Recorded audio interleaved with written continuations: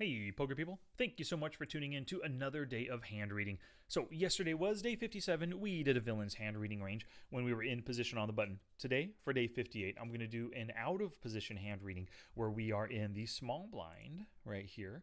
So, let's take a look. We have it sorted by turn action. So, we'll just look for some hands with some decent action where we can raise, or not raise, where we can read the villain's range.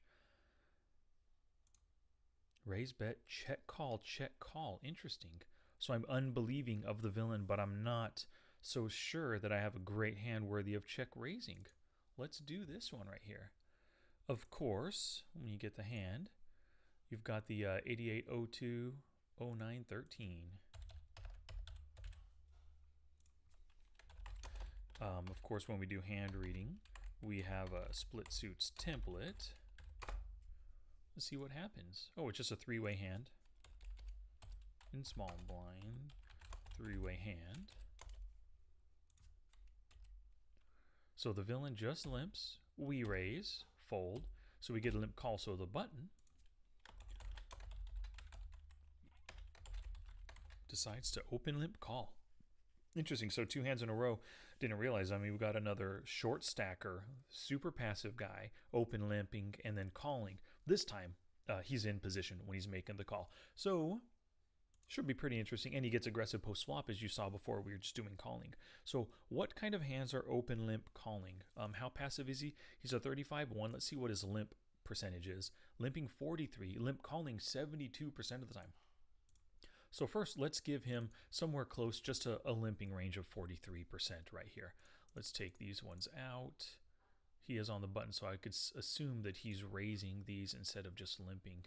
And then let's give him, you know, last time we gave our opponent every suited hand. Let's give this guy every suited.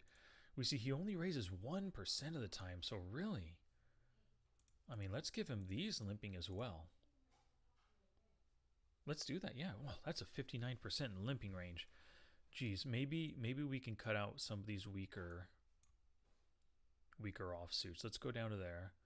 Let's cut out some of the weakest, even though last time we saw that one player was 7 deuce suited. Let's cut out the weakest suited hands. It'd be a shame if he has 7 deuce suited again this time, but oh well, whatever. Yeah, so this guy is super just loose passive. What was it, 40-something%? He's just limping in the first place and limp calling 72%. So let's give him this limp calling range of 48% right here. Feels good to me. I don't mind at all being up against a guy who is just so passive and calls so wide right here. Let's say we'll take a look at this in just a sec. So 48%, 632 combos.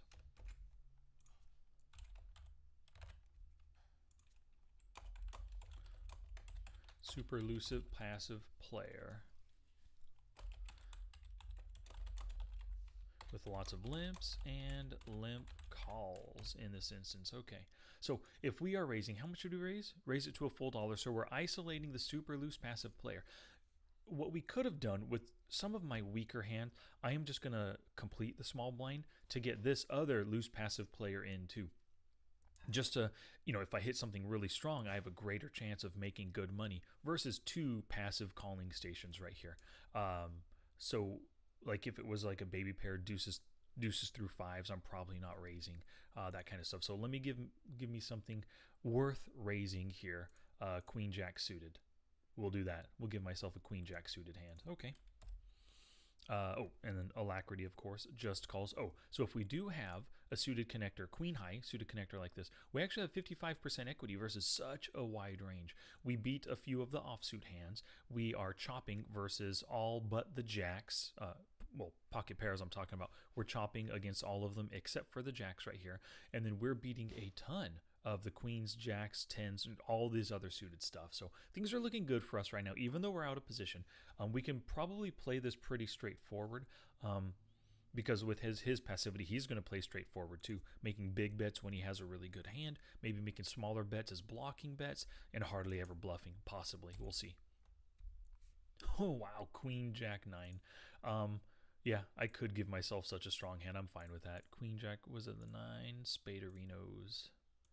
So on this flop right here, sure, he has some straights. He has the king 10. He has the 10-8 in his range. He has nines and jacks for sets. He has a decent amount of really good made hands right now. But I mean, in general, we have the queen jack. We're flopping top two pair. We have 79% equity versus this range. Things are looking splendid for us at this point. 225 in the pot, and I bet 2/3 pot, which is just fine.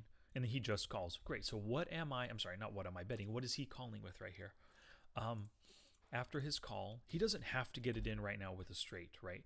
$1.50 is 525 in the pot. He has not even 1.5x behind, so stack to pot ratio is less than 2. He's probably willing to get it in here with just about he's probably willing to get it in here with almost everything that was willing to call this flop right here. He's got ton of draws. He has queen 10 for pair plus open ender, jack 10, 9, 10. He has king jack, king queen for gut shots plus pairs, king 9 even, 8, 9 for a pair plus a small gut shot. He's got tons of stuff that's probably willing to get it in here. So I'm thinking if I'm committing any more money, I've got to have a hand that can beat most of his get it in range, which is quite a wide part of his range, I think. So he's just calling. He can call with just straights, totally, just slow playing, because he only has so much money, and it's probably pretty easy with a straight to get it in by the river. Sets, yep, slow playing. Two pair, slow playing, just like me. I'm not slow playing right now if I have the two pair, but he could be doing it. Over pairs right here, he doesn't have any top pairs. He can totally, a lot of those are gut shots and stuff. Overcard kicker, like the ace queen, queen 8, pair plus gutter. Yeah, I mean, he has a ton of stuff willing. I mean, I don't think he's folding any of this. Look how loose passive he is. Even the queen deuce suited at the bottom, his queen deuce of hearts, he's still calling. Mid pairs, all these random jacks, sure, a lot of them have pairs. Not a lot have pairs, I'm sorry.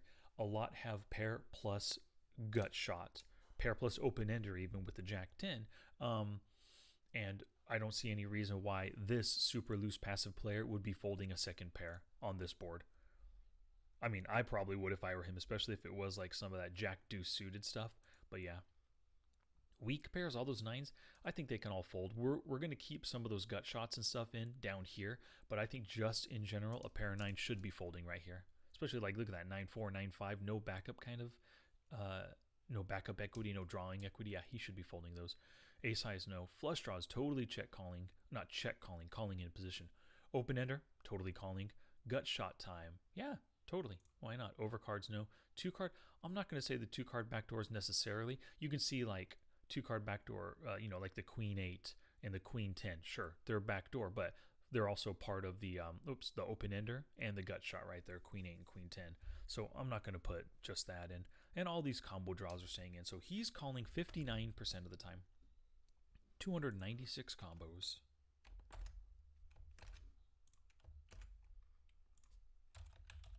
So if this is his range, we've removed more than half of his range from pre-flop action. So that's looking pretty good. And let me see here. Wait, have we removed more than half? 600 down to 296. Yeah, okay. We've got the two pair. If this is our hand versus this range, we're pretty favorable at this point. 70% equity in the hand. We're going to win as of right now 70% of the time. The 10 of hearts comes. That does definitely change things because he had so many draws in his range. But sure, I'm saying that I have queen jack, but I could have easily had king queen, king jack, king 10 even for a flop straight, king 9 for a pair plus a gutter when I made my C bet on the flop. So sure, if this is my hand, things aren't looking great for me right now, but I have plenty of hands that 10 actually just now helped within my entire range, So let's see what happens. I check, maybe trying to get him to bet. Maybe I have a random queen like ace queen or even queen, I don't know, queen 7. Maybe I have like a weaker jack like jack 7 or even ace jack. I mean, I do have some weaker hands in my range as well. So what is he betting? When we show weakness, what is he betting here? Now, once he does bet just $1.25, feels like a super weak bet. There's $7.75 in the pot behind. It's easy for him in position just to get it in on the river. But I'm going to take his super strong, well, actually no, I'm going to keep them in. This kind of super passive player can be slow playing, making a small bet, hoping that we see it as a bluff, and then he shoves with a king for a straight. So I've got to say straights are possible. Sets are possible. Two pairs. Over pairs, doesn't have any. Top pairs, I guess they could be making a small bluff on a scary card, thinking that the 10 makes 4 to a straight. If we don't have a king, if we don't have an 8, we're folding. So he could be betting small like that, just hoping that we go away and he wins the pot. Mid pairs could be doing the same thing, making the bluff. Weak pairs, totally.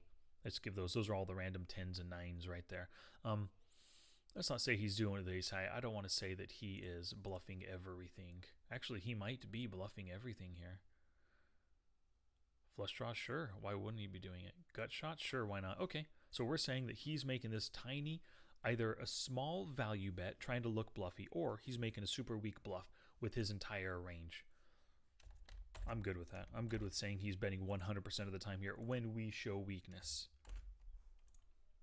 100%. What was the 271 combos? So you could see we didn't. What happened was when the combo count goes down from 296 to 271, we didn't remove anything. He still has 100% of his prior street's range, but that 10, when that came, that removed a ton of the 10s from his range, and that's why the combo count goes down just naturally. Oh, okay, yep, good. So we go here. Ooh, 10 of diamonds. Making a straight, pair on the board, not completing a flush. Interesting. So if we do have the queen jack, we have 2 pair, which beats if he has a 2 pair hand, a random queen or a random jack, of course. But we only have 30% equity because that 10, that initial 10 on the turn, really helped his range. Now, just another 25 again. I bet, I mean, I'm just calling here. I bet I do have some kind of a top pair hand. It can even be ace queen. I mean, I'm going to keep the jack on right now, but I don't see myself check calling with a straight just because the board paired. I'm check raising with a straight. I could be check calling with the 8, with a random, even pocket 8s, even ace 8 right now that hit on the turn, just wanting to get to showdown, hoping he doesn't have a king is basically what I'd be doing right here. I'm not going to raise for value with an under straight, you know. So what is he making another tiny bet with? 775 in the pot, and he bets just $1.25. It feels really weak to me. He doesn't have quads. He doesn't have a full. He doesn't have a straight. 3 of a kind? All those random 10s, I think they would up the bet size. Nope. I think he has 2 pair, the mid pair, or some of this weak stuff that he's just bluffing with. Like, really, he does not have a strong hand at all. 31%, 76 combos.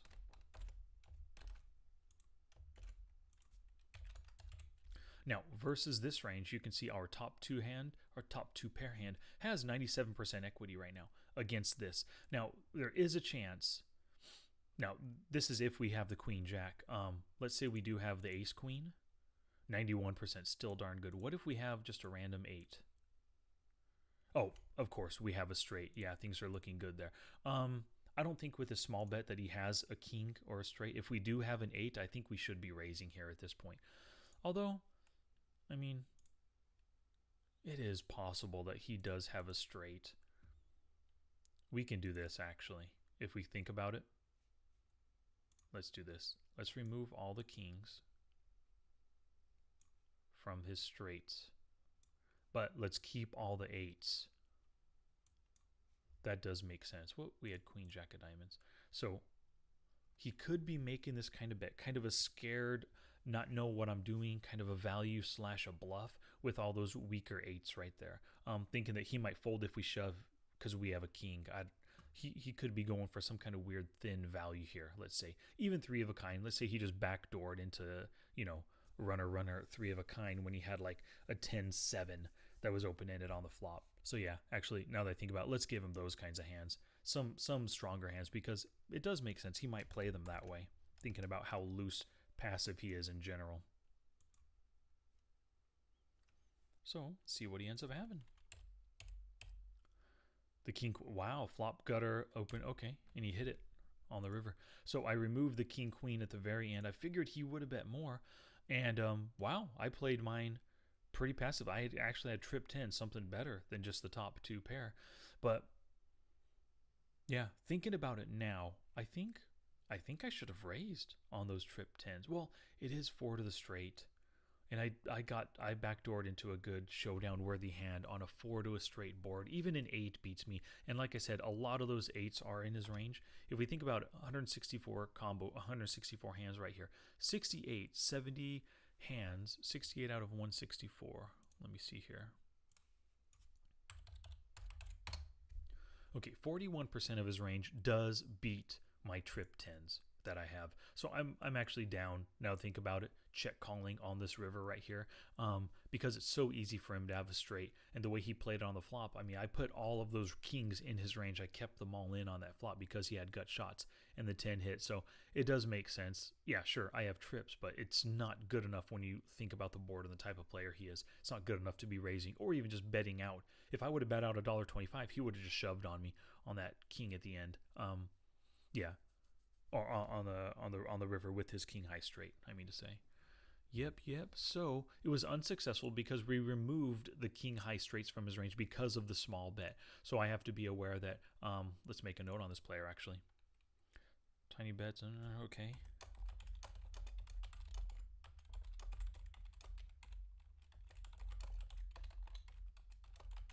Capable of small value bets with strong made hands. Yep, totally he is. But he is a super passive fish. I mean, look at that. He started with a short stack this hand. He's a 35-1. He's a great player to see as many flops as I can. And ace-10 offsuit, I do like that in my isolating range. I'm opening. I have an ace-high hand, and hopefully he folds, he calls, and then great. Now I'm heads up versus a fish with a strong hand right here. So I like the way I played the hand. I don't fault myself at all in any way. And I like just check calling on the turn and river, especially because that 4 to the straight completed so many of his draws. Yep. Alrighty, y'all. Thank you very much for watching. Come back next time for day 59 of 66.